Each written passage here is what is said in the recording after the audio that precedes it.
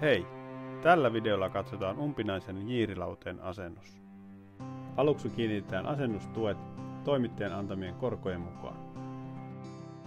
Tämän jälkeen nostetaan lauteiden rungot asennustukien päälle. Seuraavaksi lauterungot ruuvataan seiniin enintään 60 cm ruuvijaolla. Huolehdi siitä, että ruuvauskohdassa on paketin mukana tulevat puukiilat, jotta ilmarako pysyy riittävänä.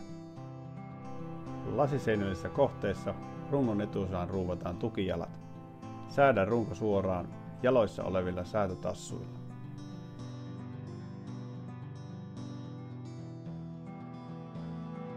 Nosta pintalaudoitukset paikalleen.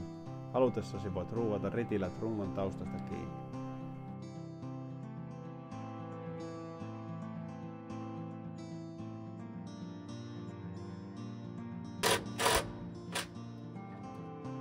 Aseta nousujakkara paikalleen ja säädä tassuilla suoraan.